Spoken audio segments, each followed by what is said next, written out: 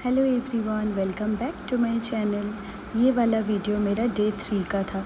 जो लोग अभी पहले 2 दिन का वीडियो नहीं देखे हैं वो लोग जाके मेरे चैनल में देख सकते हैं। तो ये वाला वीडियो मैं बंगाली में ही बोल रही हूँ क्योंकि इसमें जो बात है ना वो बंगाली में ही बोलने में अच्छा लगेगा।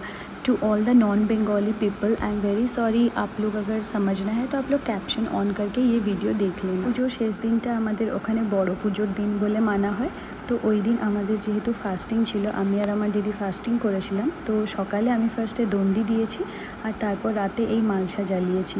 তো এটা হচ্ছে যে যার মনোকামনা পুরো করার জন্য এটা করে। তো আমারও কিছু হয়েছে সেই জন্য আমি মালসা জ্বালিয়েছি। বাট এটা আমি জীবনে প্রথমবার মালসা জ্বালালাম। আগে দেখেছি ছোটোতে মাকে মালসা জ্বালাতে, বাট এটা ফার্স্ট টাইম আমারও আর আমার দিদিরও। ভীষণ ভয় করছিল, মানে দুজনেরই গা হাত পা ভীষণ কাঁপছিল, কিন্তু তবুও মা শীতলার নাম করে করে আমরা সাকসেসফুলি মালসা জ্বালিয়েছি। যেহেতু আমাদের মালসা পোড়ানো ছিল, অঞ্জলি দেওয়া আর বাতাসা হরিলুট ছিল, সেই জন্য আমরা কোনো ভালো ড্রেস পরিনি, এমনি নর্মালি ড্রেস পরে গেছিলাম। তো মালসা পোড়ানো কমপ্লিট করে আমরা অঞ্জলিও দিয়ে নিয়েছিলাম। তারপর হয়েছিল আমাদের বাতাসা হরিলুট। তো বাতাসা হরিলুটেও ভীষণ ভিড় হয়, তাই ভালো জামা কাপড় পরে ওগুলো করা কোনো দিনই পসিবল না। বাতাসা হরিলুট করার আগে কীর্তন করে বাতাসাটা মাথায় নিয়ে কীর্তনের সাথে সাথে বাতাসা ঝুড়ি নিয়ে ঘুরতে হয়, যার জন্য ভালো জামা কাপড় তো বাদই দিন, এত ভিড় থাকে যে ঠিক করে ঘোরাটাও পসিবল হয় না। তো আমি ছোট ক্লিপ ওখানে অ্যাড করে দিয়েছি, আপনারা দেখতে পাবেন। বিকজ এত ভিড়ের মধ্যে ভিডিও নেওয়াটাও ভীষণ মুশকিল ছিল, তবুও আমার দিদি একটু ছোট ভিডিও নিয়েছে। আর আমি ছড়িয়েছিলাম 50 কেজি বাতাসা, তাই একবারে নিয়ে ঘোরা আমার দ্বারা পসিবল হয়নি, আমি 4 বারে নিয়ে করেছি। এই হলো বাতাসা হরিলুটের ভিডিও।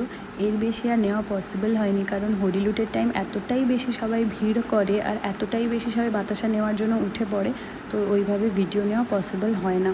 যাই হোক, বাতাসা হরিলুটের পর আমরা বাড়ি গিয়ে ভালো শাড়ি পরে আবার সেজেগুজে মণ্ডপে এসেছিলাম।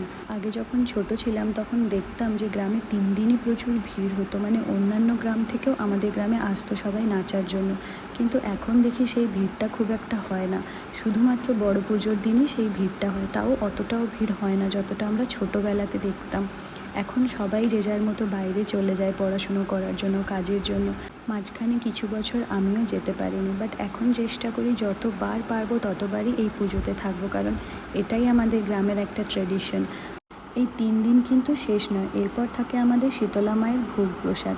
C you in my next blog. Till then take care of yourself and bye by.